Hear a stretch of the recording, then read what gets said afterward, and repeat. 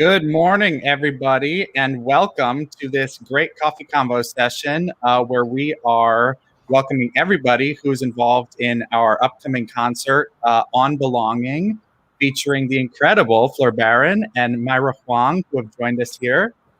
We are also joined this morning by some other administrative team members because this concert is a fabulous collaboration between three organizations, CSI, as well as Oral Compass Projects, led here by Michael Lewis, and Wear Yellow Proudly, represented today by Helen Huang. So welcome, everybody. Thank you for being here. We're going to get to know all the organizations involved in this concert, as well as hear from Fleur and Myra on more about what this concert has meant to them, what it was like putting it together, with the hopes that you all will check it out beginning tomorrow afternoon at 4 p.m. So why don't we start, Michael, with Oral Compass Projects. Can you tell us a little bit about how you guys started, what your mission is? You are in your second year and already have sort of exploded onto the scene. So tell us a little bit about ACP. Sure. Well, thanks so much for having all of us. Thanks for asking to do this project together back in the summer. So ACP, I mean, the seed of the idea for ACP probably started in like grad school for me. I was really interested in kind of like unknown composers.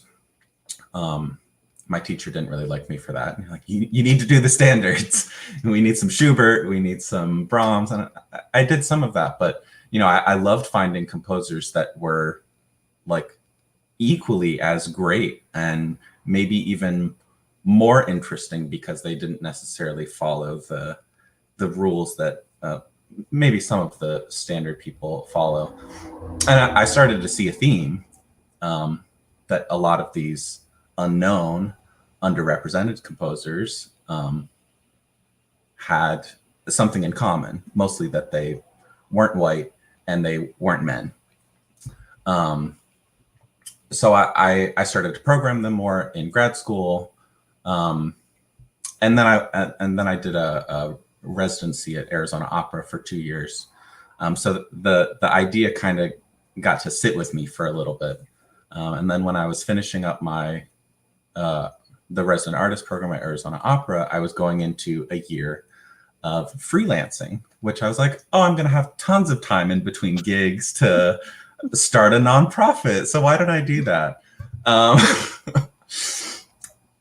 But there were these composers that I loved programming, and I didn't see them being programmed a lot. So I thought, why don't I just start an organization where that is the mission, to program it. The mission was really just like program the underdog, whatever that meant, underrepresented, underperformed. So in our first season, we did all live performances. That's kind of what I thought we would always do before the pandemic happened.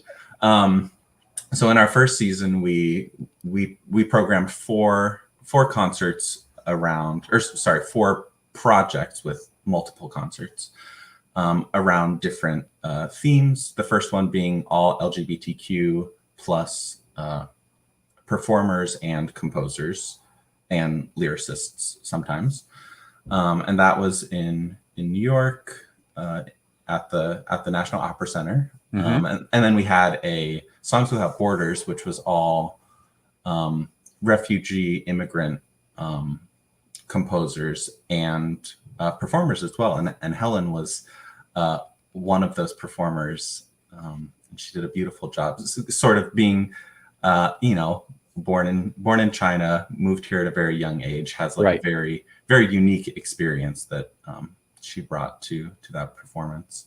Then we did a performance of all. Sorry, you didn't ask for our whole season, but I'm give it to us. And then we did all people affected. Sorry, all of the composers were affected by the Holocaust in some way. Either they were sent to concentration camps or had to flee their homeland.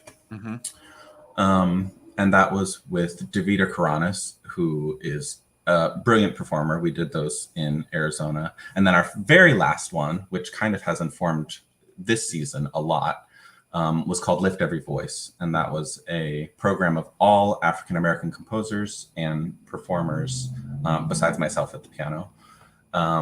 And so the very last performance of that was scheduled for March 19th, 2020. And I think we all know that what was happening around that date. So then that led to some other things, but it was a great first season, and it has led to so many things. And one of the first things in the pandemic, besides our live show, which is sort of similar to this, called "What's the Tea with ACP." Mm-hmm. The thing we created right after that was "Wear Yellow Proudly," and it just happened from a few conversations that Helen and I had. We're like, hey, let's create a concert. Hey, let's do like a digital thing. Hey, can we just make an organization? What do we do? Let's figure this out. We have time. So I don't know, Helen, if you want to jump in and. Yeah, I would say a couple of things happened a little before that as well. So for me, when the pandemic happened, or when we all noticed that it was happening in March, I was a young artist at Nashville Opera at that time. And then the week before, everyone was still like, oh, it's going to be fine. It's never going to come here. What are you worried about? We don't need Lysol. Why are you stocking up? And then a week later, immediately, everyone was like, okay, time to go home. Get out of here. So I drove back to my parents' house in Virginia. My mother at the time was stuck in the United States. So she splits her time between Beijing and Richmond. And she was intending to go back at that time, but all flights were stopped at that time. So she was stuck for a little bit. And we were heading out to go to a park to just walk around and get some fresh air. And I wanted to wear a mask that day because growing up in Asia, that's what you do when there's a virus going around, when it's cold and flu season, you wear a mask. Mm-hmm. And she was really worried. And she said, I heard in the news that there was this Chinese man in London that had a mask on it and got beat up on the street.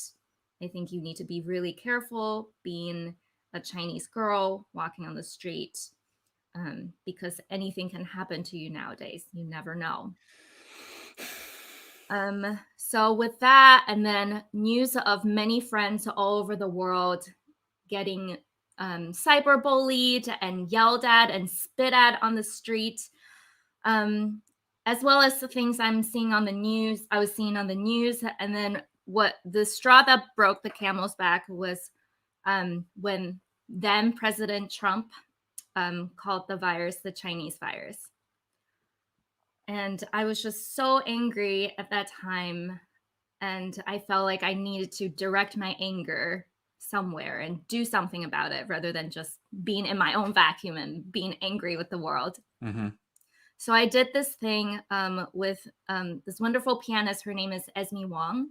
We did a thing called 14-day Asian Asian Culture Awareness Challenge, where we posted a piece that represented the Asian culture in some way for 14 days. So I did all Chinese songs in different genres, and it was really, really wonderful. I've always been interested in Chinese art songs.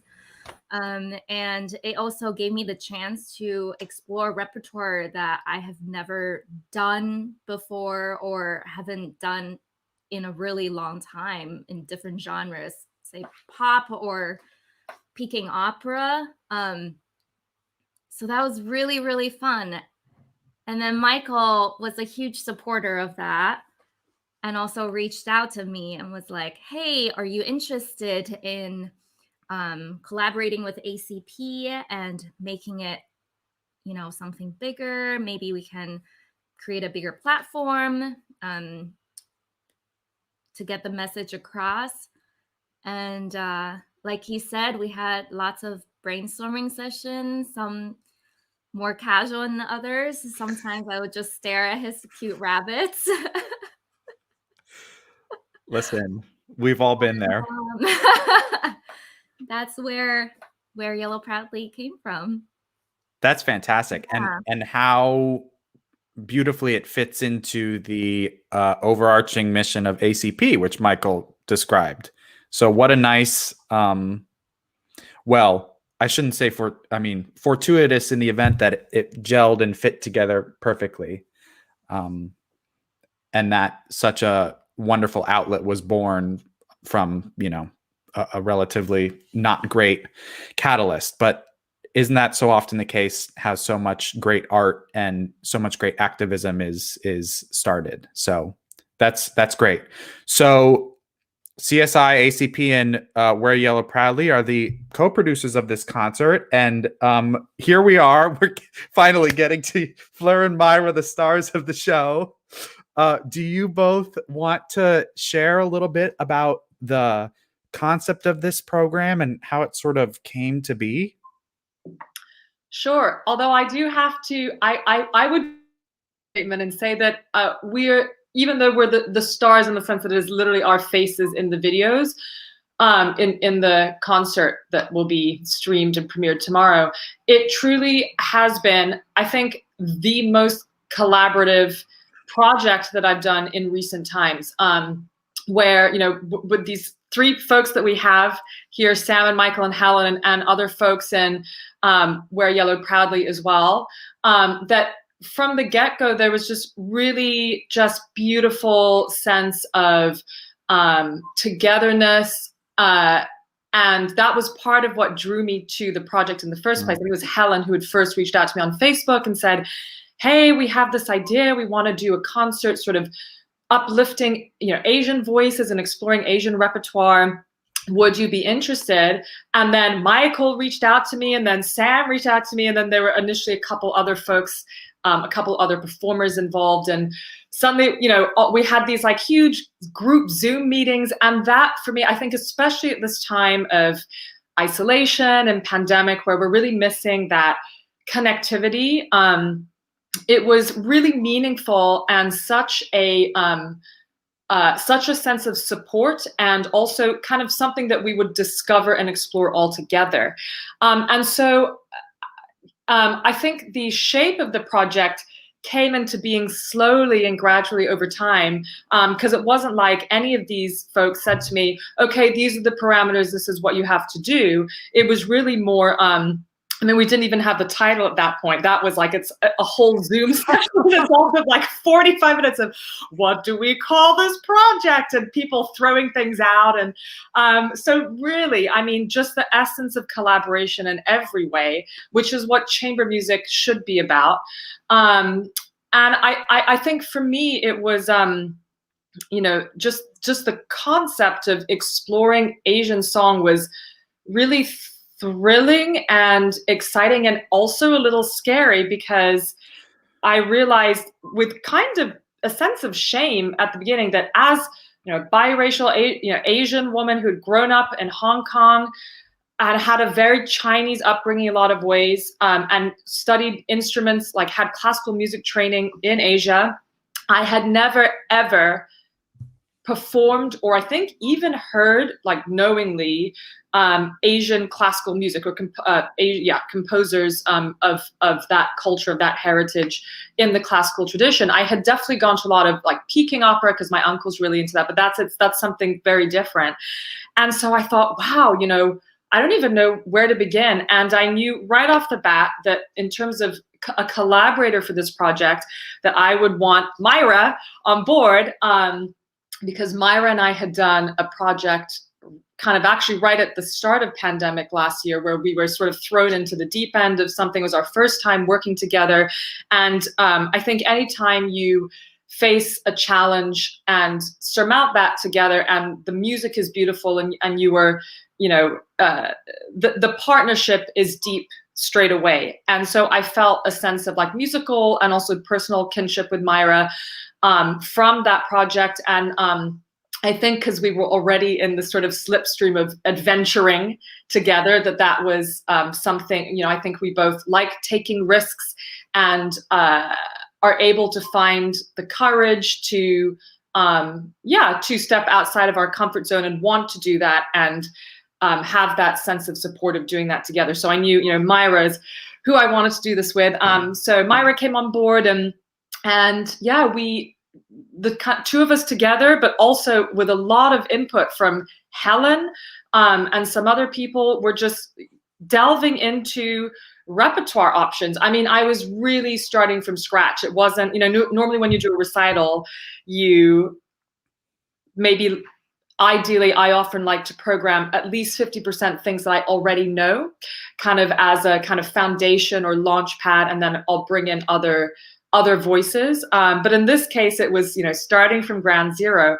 And there is just such a rich and huge array of amazing repertoire out there. It's like totally overwhelming. And it just made me think, like, how have I never encountered or experienced this before? Because it's not underrepresented in the sense that there's not much of it. You know, there's a lot. Right. And composers from the last century and rich traditions of folk song, art songs, from amazing art songs that Helen introduced me to from early 20th century, turn of the previous century, and also so many living Asian composers who have just a huge body of rep. And really, really good music too. I mean, not, you know, I think whenever we do programming and curating, and, you know, as Michael was saying, part of his mission is to explore and uplift and extend the platform to those that have been historically overlooked or oppressed. The goal isn't, oh, well, I want to give these people a platform just because they've been oppressed. It's also that the work that they have done is so worthy. It's so full of beauty and spirit and experience that needs to be shared. And so I think that's what has been just eye-opening and like humbling as part of this process, is that there is incredible music on par with all of the great standards that we love so much. And yes, I'm going to stop talking now and so that Myra can say something, since I've said a lot. But Myra. Hi. Yeah, I definitely think this entire process for me has been really humbling, because I think meeting, you know, Sam and Michael and Helen and Alice and, you know, all three organizations, and Fleur also, I mean, everyone has just been so committed to this process. And I think for me, especially with the whole theme of exploring Asian repertoire and just supporting Asian culture in general, like Fleur was sharing, you know, I realized how not intentional I've been, you know, about really exploring Asian music, Asian repertoire, and even, you know, Asian pride. I have to say, I think Wear Yellow Proudly has really kind of sparked something for me. You know, the fact that there's an organization called Wear Yellow Proudly.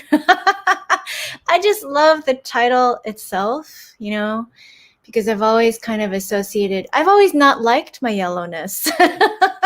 I mean, I would go to Bloomingdale's, you know, and you have to find like your foundation tint, you know, and I'm pretty yellow, like my skin tone, you know, and I would always hate that. I'd be like, why am I so yellow? You know, and, but I've really been learning to be proud of it and to just understand that yellow is beautiful, you know, and so I've just been really humbled, you know, and I remember when Fleur was, you know, putting the program together, I was really busy in the fall, and she would be sending me these like novel emails like, I want to do this and this and this and this and this and this and this and this. And like my brain was like, you know, I was like, wow, look at all this music that I have no clue about, you know, and I wanted to have some integrity in the process, you know, so I would like try to start like, you know, researching some of the composers just to know like who they were. I had to like drill the names so I could just remember the names, you know, and I am just so grateful. I'm so grateful that Flora, that you know, chose me to go on this adventure with you. And so grateful that I think personally that it really forced me to start this exploration, you know, at a different level of identity. And I think that through this whole thing, something I've been processing and something that I'm coming out with is, I mean, being an Asian, I'll make a total Asian generalization of Asian culture, but it's just that, you know, in Asian culture, it's kind of like you keep your head down, you know, you do your work, you know, you try not to make trouble kind of thing. But I think what I'm coming out of my exploration so far is the importance of speaking up, you know, and it's not to be a troublemaker, you know, and it's not to accuse or condemn or anything, but it's just to not be so over polite about who I am, you know, and to not feel like I'm showing off if, you know, I want to share a part of my identity, you know, in my expression, in my art, and just in my day-to-day, you know, social media, you know, anything regarding my Asianness. It's just to, you know, feel free, I guess, to share. And so I'm hoping that, you know, with the current generations of artists and the upcoming generations of Asian artists, that we can just set an example, you know, of don't be shy, you know, don't be shy to share, you know, and feel free, because there are people out there who support you, and that's such a blessing. So thank you so much, everybody. So beautifully said, Myra, and I feel like it dovetails so perfectly into what we did end up choosing for our title and the theme of our program, which is, the title is On Belonging. And I think this idea of belonging is, first of all, it's a universal idea. The struggle to find acceptance and to feel that we are worthy and we are valid just in who we are is not unique to Asians. Of course, it's something that I think many of us can relate to. But I think that for various historical reasons, Asian American identity, you know, there have been particular struggles associated with belonging when you are a minority in any culture, any community. And so, and Myra and I bring, you know, different experiences to that. For me, I had a sort of an immigrant story emigrating from Asia to the States when I was in high school, and a lot of initial struggles around that and around assimilation pressure and just general culture shock, and trying to understand how, like, who I am as a biracial person, and then who I am as in this now very American fabric, with which everything about that was very new and kind of overwhelming initially. Just in terms of what, Myra, you were saying of this kind of generalized Asian sensibility of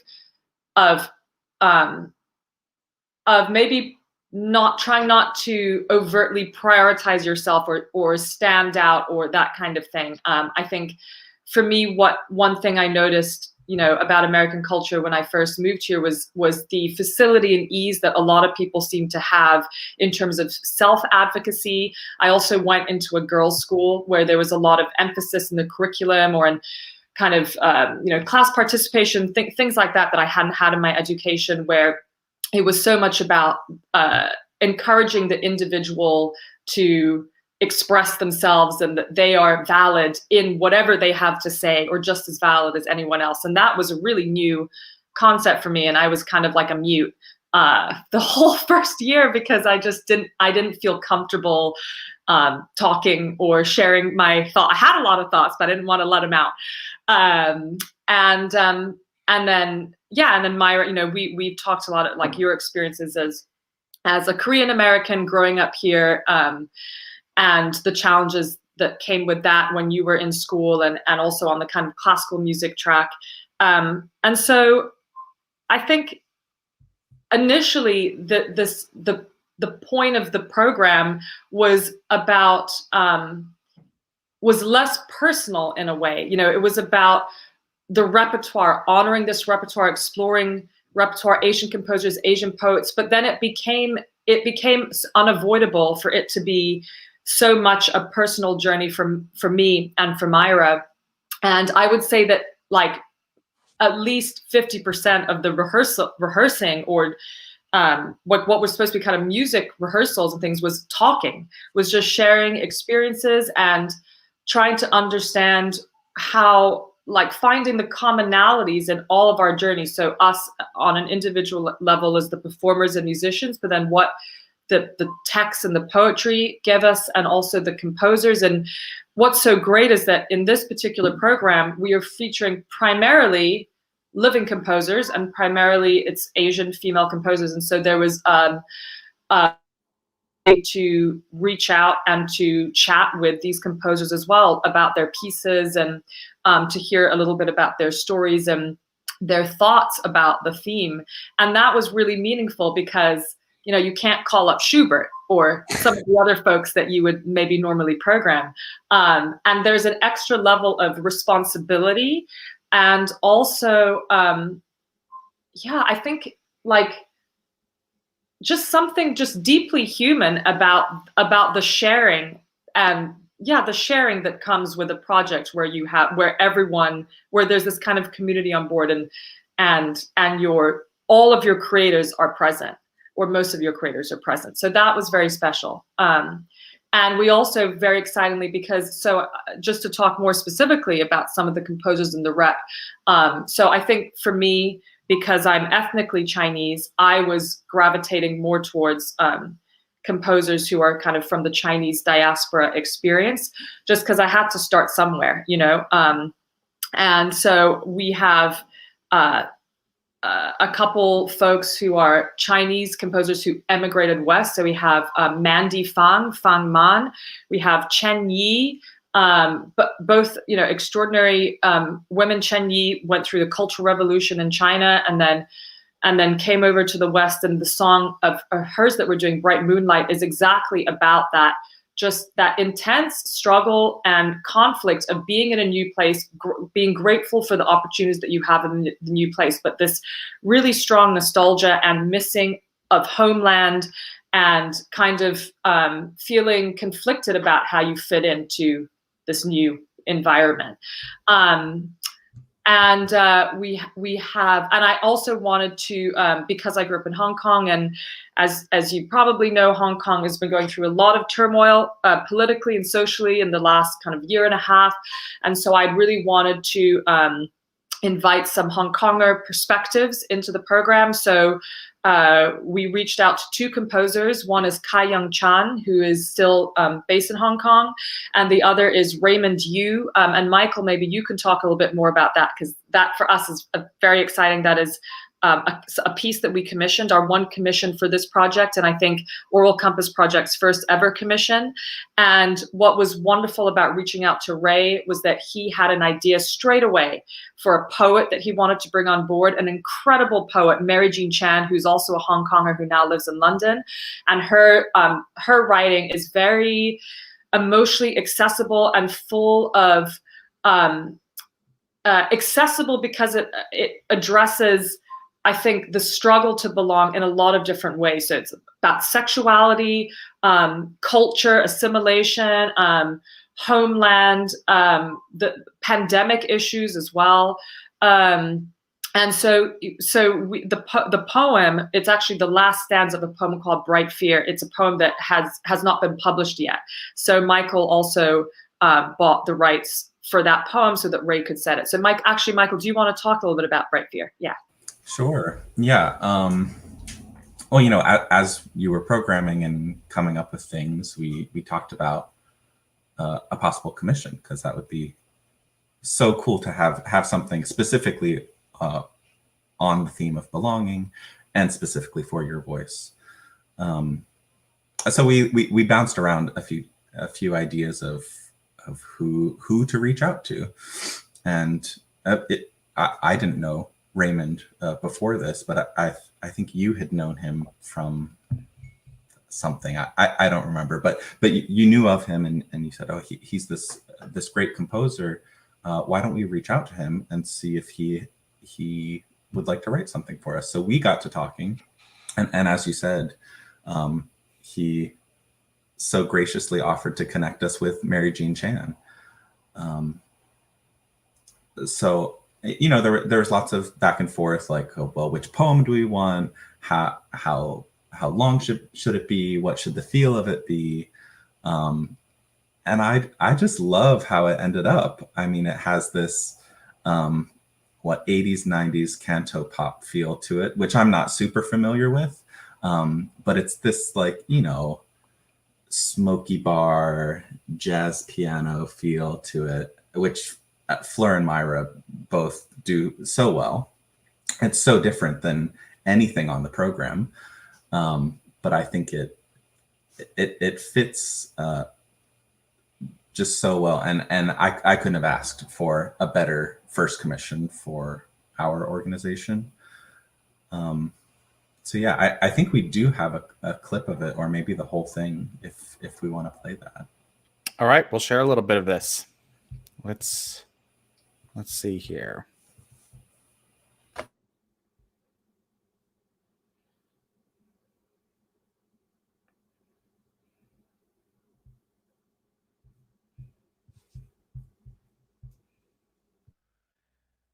To consider grief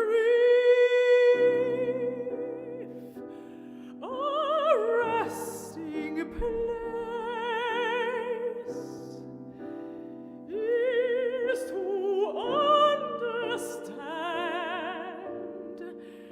how it can suddenly surge through the body like a bout of bright fear.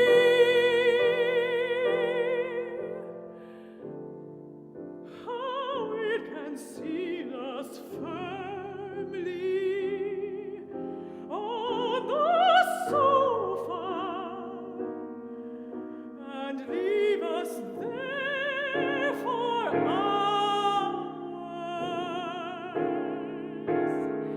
till our lovers rise.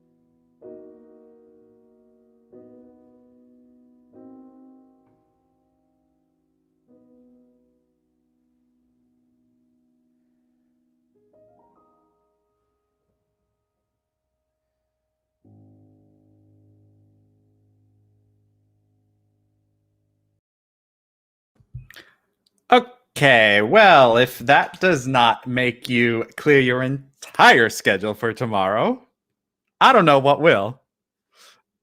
So good. So beautifully done.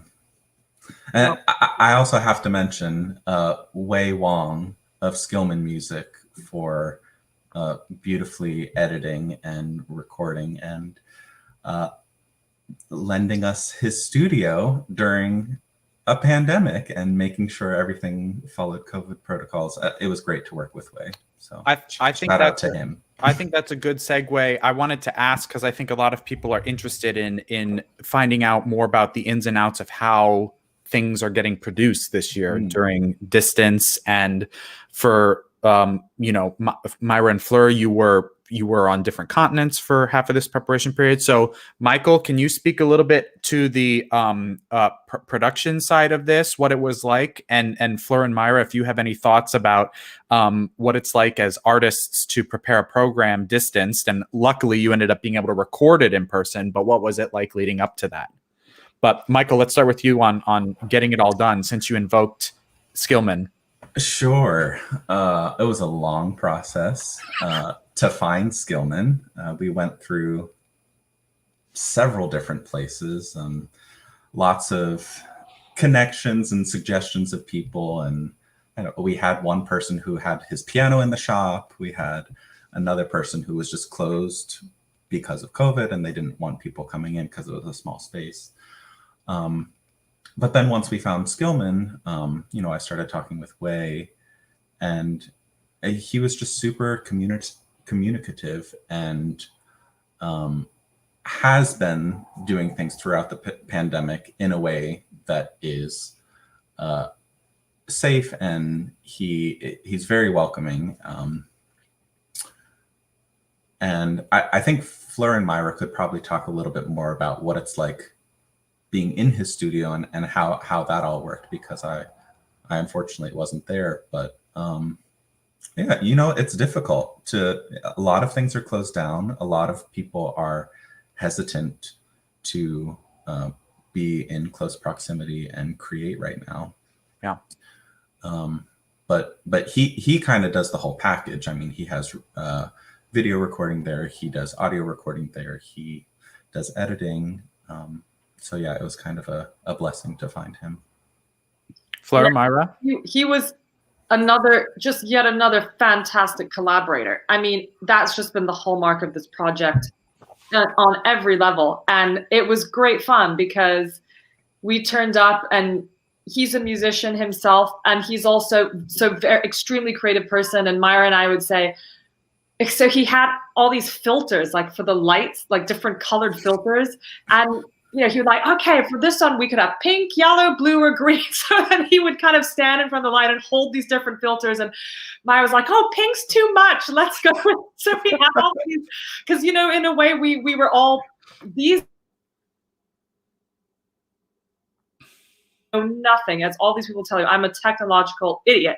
So I really know nothing about, so much of this. But you can try to make aesthetic decisions or have a sense for the setup that you think will best convey the feel of the piece. And also for Myra and I, because there was one piece where we have cello, the fangman, but I didn't want it to be like how sometimes you have recitals and it's like the pianist and the singers facing out, and you kind of don't get that sense of communication between the players on stage. And so I had specifically requested to be facing-ish Myra, so that visually for the audience, it looks like we are doing something together and that we could also see each other. Myra, how was the process for you? It was great. I mean, we have the luxury of the fact that, your mom lives here in New York City, and so I think we had been, I've been testing, because I teach at school, we always have to clear our COVID tests before we enter the building periodically. And I think that, it just kind of takes a village, and there's a great sense of trust, with these projects. I think I've been doing, different recording projects in the last COVID year. And there are always a lot of protocols. There's so much responsibility on the presenting organization, right? Because God forbid, if anything happened, it would reflect very badly, right, on the organization. So there's so much energy, so much investment into the protocols and really figuring out what are the right protocols. And then it really falls on the artists that we all are treating each other like family and being careful, right, with our own exposure, because we're coming into these smaller spaces, with these steroid lungs of opera singers and just trusting one another, trusting that, we're staying safe, because that affects everyone. Well, we are just so grateful, as we've said over and over, to our family of artists this year that continue to create and be willing to put themselves out there in this way with these so many extra barriers this season. So it cuts both ways, and we're just glad that you all are willing to show up and still make great stuff happen. Fleur mentioned that there's a cellist in this program, and that's not all that we have in terms of additional collaborators on this program. On Belonging features 2 dancers throughout the course of the program as well. Helen, do you care to share a little bit about how that came to be as well? Yeah, absolutely. So when we were putting together this program towards the end of it, I believe it was after you guys have filmed everything, we all came together and wanted to chat about if there's any other media that we could bring into the project. I think being in a different space than what we're used to normally, us all being live performers, our attention span is just slightly different. Whereas when you're in a performance hall, you don't have so many different stimulators. You're very focused on what's happening on stage. People just have so much more distractions, and they need a little bit more help.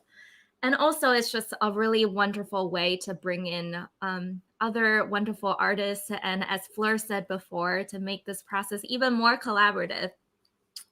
I think actually, Sam, you might have been the one that was like, oh, dancers have been really great working with us in the past.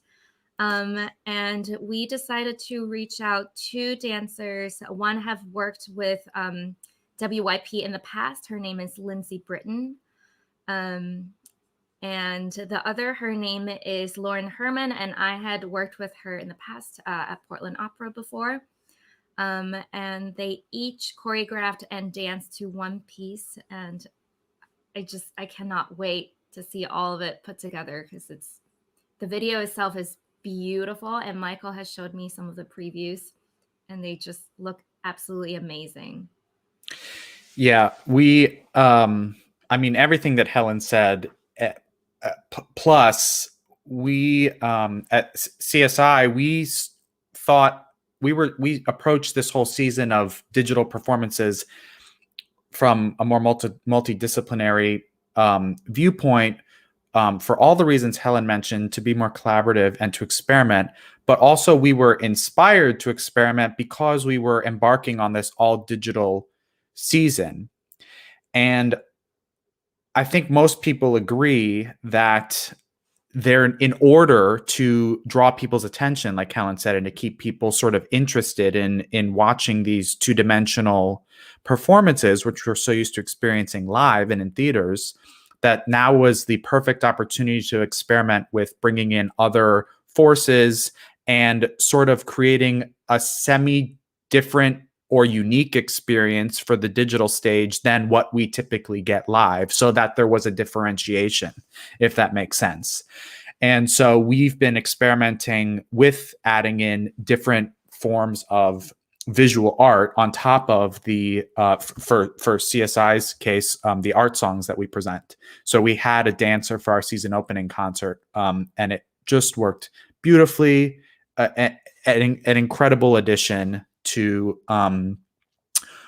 bring a different focus a different lens on the text. So I'm so glad that it worked out for this. And yeah, just another beautiful collaborative addition to this program. And I just want to add to that because it's that's something that I've learned from this period of doing, streams and things, that it is so easy when we watch something just to focus on the visuals and not to realize the village that it takes to produce that. And what was great about bringing the dancers on board was that Myra and I did Zooms with both of them just to talk about, for all three of us to share our thoughts about the piece, so that the dancer could have an understanding of what the inspiration could be for them going in, but then also offer their own perspective. And I can't tell you how that has been such a quite a unique feature of this project, that every step of the way has involved this kind of sharing of experience and perspectives.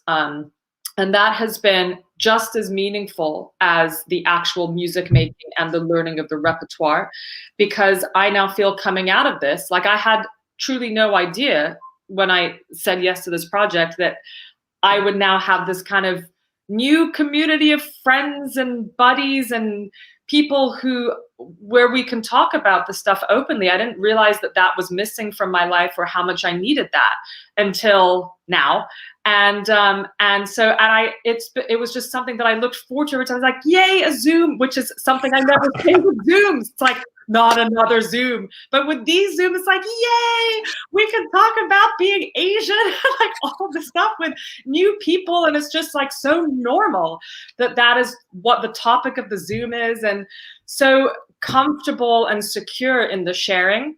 And so it just goes back to what Myra was saying about this thing of pride and identity, and normalizing the differences in all of the various experiences that we bring to the table. And so you just wouldn't know that if you were watching the video, like how much of that has gone on behind the scenes, and is such an endemic part of the experience of this kind of glossy product that you're going to watch tomorrow. That there has just been so much heart and sharing between all of us. And on that note, I do want to give a public shout out to Helen, because Helen is not only a really fabulous soprano. You should check out, she has a lot of clips of Asian art songs and things that she has done throughout this past year and previously. So she's just a wonderful singer and artist. Also, one of the founders of Wear Yellow Proudly, and also like a total lifesaver for me personally in this period, because for the first time, some of the pieces that I picked are not in English. They're in Mandarin. There's a piece in Cantonese, and Mandarin. I had studied Mandarin in school in Hong Kong, but never felt very comfortable with it, because the language my family speaks, the dialect my family in Singapore speaks, is Hokkien. And I haven't spoken any Mandarin since leaving Hong Kong. So it's something that when I first was looking at pieces in Asian languages, I felt like, ooh, can I do this? I had huge imposter syndrome, because I had done some Chinese folk songs the year before at Ojai Festival, and just felt so uncomfortable because of what the language brought up for me emotionally. And so Helen has been really amazing in she said, because a lot of the, when you look at the music, it's in Chinese characters, which I can't read. So she would often send me like a transliteration into Pinyin, and then a poetic translation, a word for word translation. And we would do a coaching on Zoom I would study it myself, and then she would help me with the pronunciation. And just incredibly supportive as well. So it's more than just like a kind of typical diction coach singer relationship. Like it was really helpful, and on top of that, gave me so many suggestions for fabulous pieces, just from pieces that she loves. A lot of classical Chinese art song, and sent me scores. So Helen, I just want to say that you rock, and I appreciate you so much, because it was really important for me to have you as kind of a guide entering into this. And then kind of now, beyond this project, I have other recitals slated that have been inspired by the work that we've done. And Helen's sort of like, yes, anytime you want help, just let me know. And it's just this, again, just this, like, we had known each other before, but, we hadn't been in touch for a while, but it's just I feel so like rich in this multiplying of awesome relationships that have emerged from this project. So that's what I wanted to say. Yay, Helen.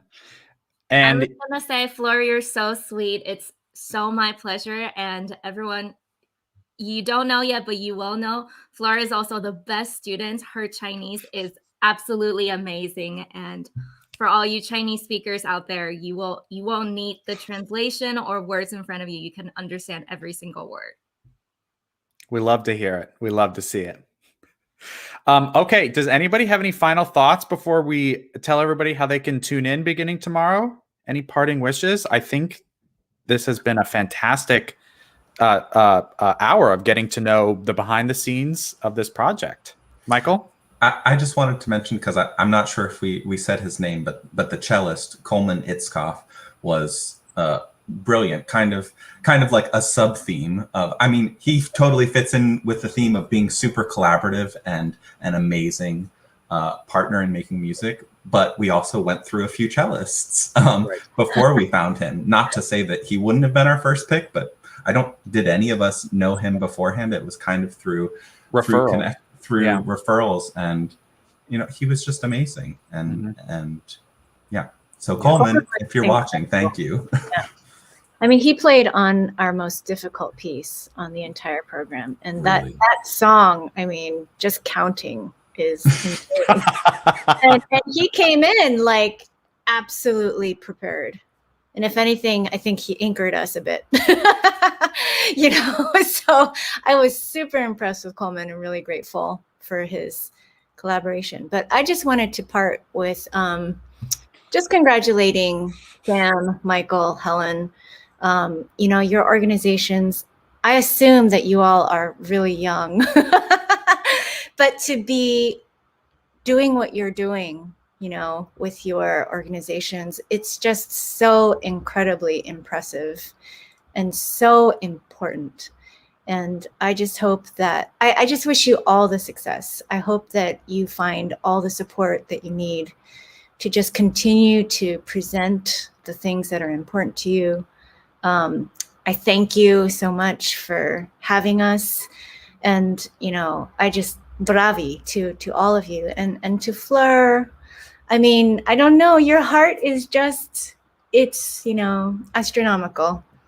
And you just bring everybody along with you, and you just highlight everyone, you lift others up, and we are so blessed by your heart and your artistry. So thank you all. Love you so much. Thanks, Maya. This has been a truly wonderful project. So everybody on this live stream and everybody off who's been involved, just thank you very much. It's going to be fabulous. So beginning tomorrow at 4 p.m. Eastern time, you can stream On Belonging on Aural Compass Project's website. Tickets are donation-based. That means that you can watch for as little as $0. We encourage you to give as generously as you may be able to in order to support all the work that went into bringing this important program to life. But it is donation-based tickets, and we are thrilled to be presenting it to you in that way. Michael, any other stuff about tuning in that I forgot? No, I think it's all there. We do have captions for the songs that are not in English. After multiple iterations of getting it right. Again, that sub theme of going through many different. Yes. Great. All right. Thank you, everybody. And thank you for your time and for sharing all of this with us. And we look forward to seeing it tomorrow afternoon. And thanks for everybody who tuned in. All right. See you, everybody.